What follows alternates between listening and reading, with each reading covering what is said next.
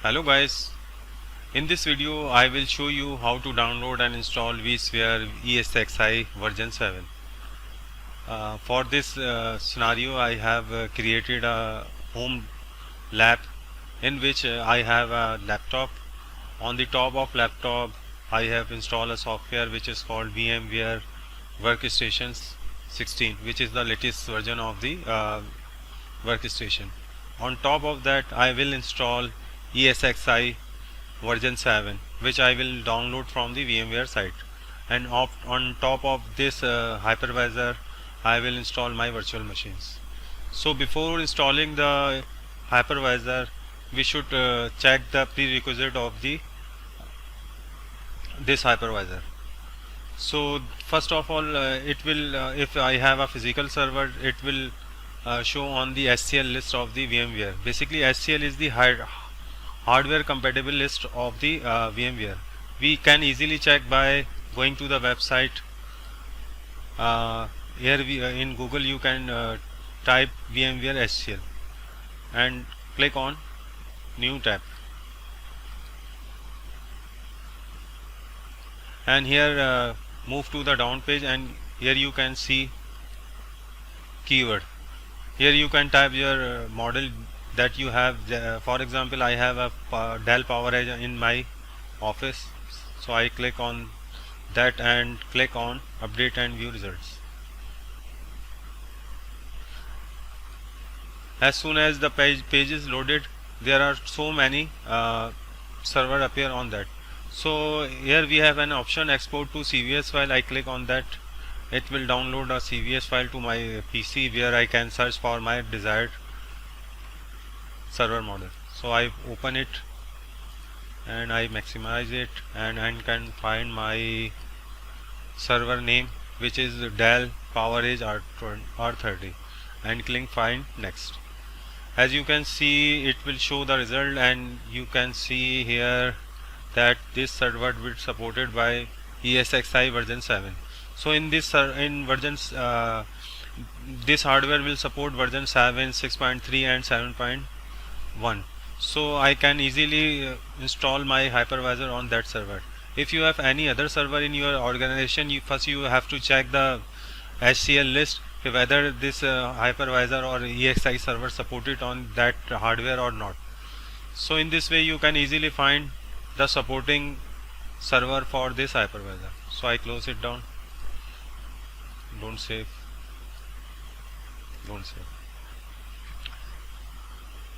Now after checking the SCL list, you should have a computer or laptop or something which have two CPU cores and supported CPU. Basically supported CPU means your CPU your CPU must have a feature which is called Intel VTX technology, which enable by default in a BIOS, and you should have to go there and enable it. Also for installing vSphere you should have at least 4 GB of RAM, but 8 GB is recommended. Also we need to have Ethernet adapter card or bootable disk. If you are installing on physical machine you need to bootable disk, and for creating a bootable disk I'm usually use the two software. One is called Rufus. Rufus is very simple to use software, but it has some limited functionality. For advanced version I should recommend use WinSetup from USB, because it support multi boot operating system. For example, you have Windows 7, Windows 8.1 or Windows 10 on the same USB. So I'm usually use this utility for creating bootable USB. Now for this demo I don't need for this type of software, because I mount the ISO images which is supported in VMware workstation. Now the second software I need to is called VMware Hypervisor ESXi version. So for this you go to the website VMware,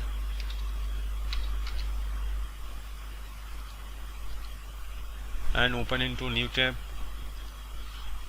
On top you have option downloads. Click on that, and here you can see product downloads, and we should click on the first option which is vSphere. As soon as I click on vSphere, a new tab will open.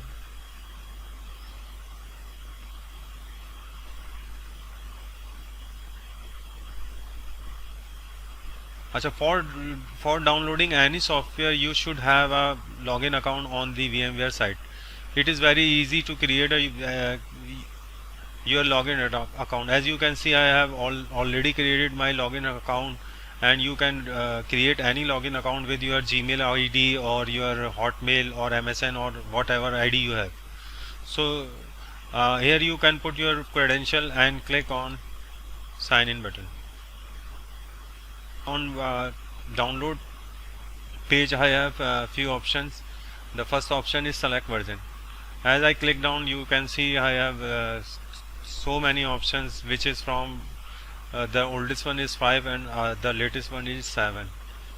So I will go with version 7, and you can see it is called VMware Hypervisor 7 Update 1C. So I click on the go download button, and it will ask me you don't have permission to download this this product, but on the bottom you have an option download trial, which means I can download it for 60 days, and after 60 days it will convert into free version. So I will click on the download trial version,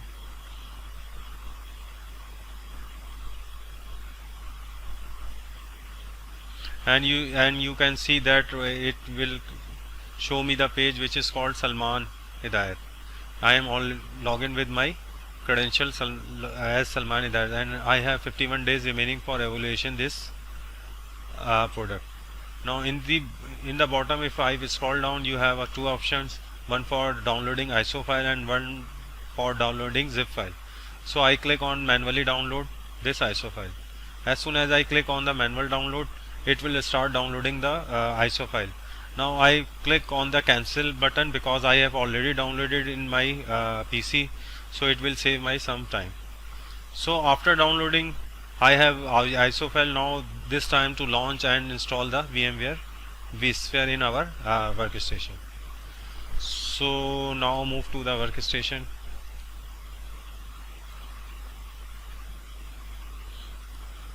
I already removed the all previous version from my system. The recommended method is to first you have to create a new folder which is called VMware 7.0. I have created this. I have created this folder because in this folder I will create my all the virtual machines related to the vCenter server or related to vSphere hypervisor. So now click on the tab, home tab, and click on the first option, create a new virtual machine. Now click on the typical option, click on the next button and browse for your installation file. So I downloaded this ISO image from the VMware. I select this and click open. Now click next. It will ask you the name of the machine, so I call it ESXi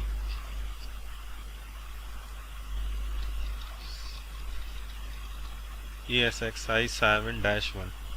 Because this is my first ESXi server, I call it ESXi 7-1.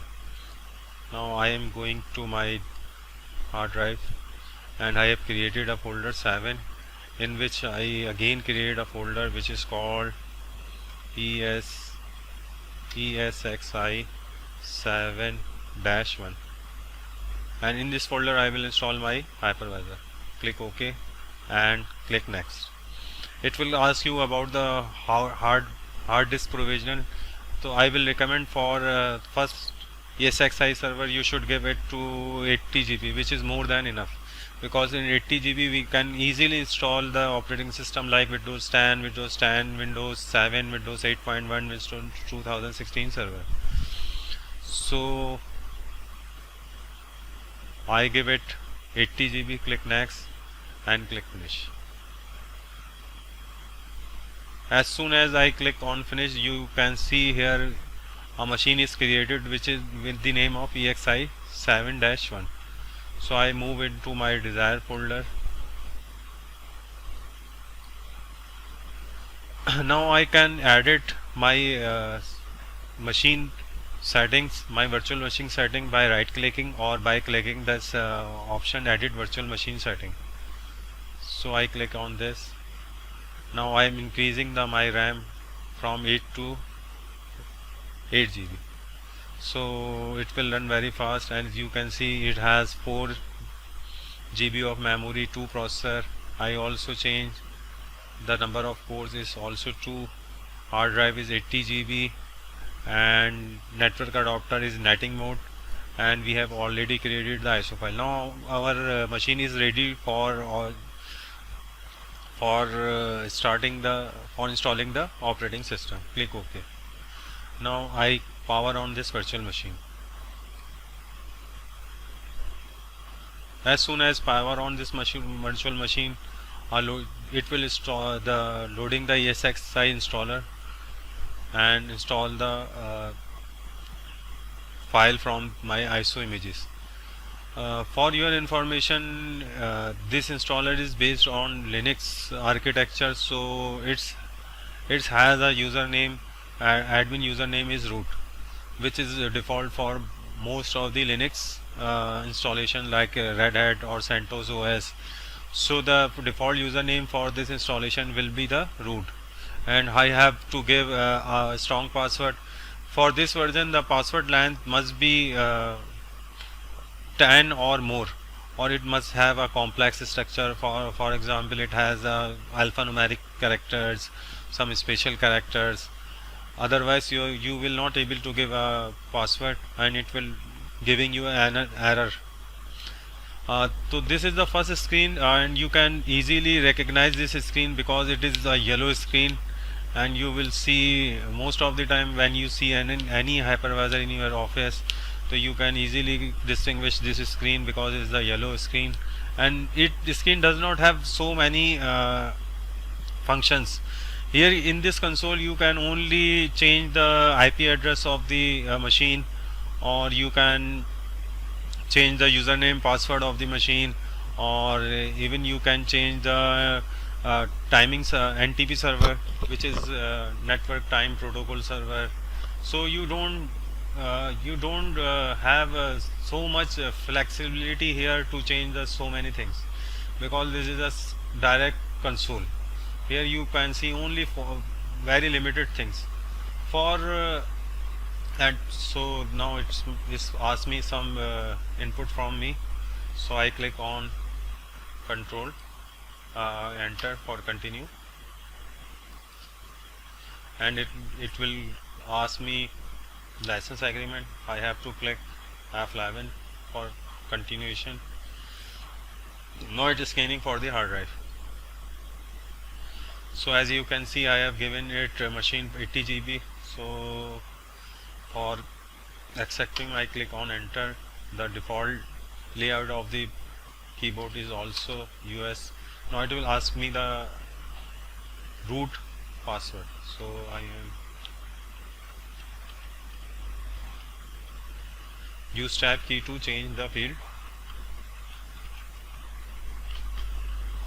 and click and hit enter for continuing. Again I have to click enter, and for continuing I need to press F11. So as you can see, it will starting installing the operating system on this virtual machine. So in this way I can easily, the process is very simple and straightforward. You don't need to memorize anything, or you just need to hit enter a few times, and sometimes you have to enter F11. After installing this operating systems, now you have to ability to create virtual machines on this hypervisor, whether it is Windows. Now it will ask me the reboot. For hitting enter key, it will reboot the machine. Now as soon as the machine will be reboot, yellow screen will appear, in which there are few options, very basic options you have to configure here. So as soon as the machine comes up, I will show you the things related to this related to the administration of this server. So I think this is very informative for you, and I will see you in the next uh, class of my series. This is the third class, and inshallah I will meet you in my fourth class. So for that time, uh, inshallah I will come again with a new class for exploring the advanced feature or some new feature related to EXI server. Thank you very much for your viewing and giving me the your precious time. Thank you very much.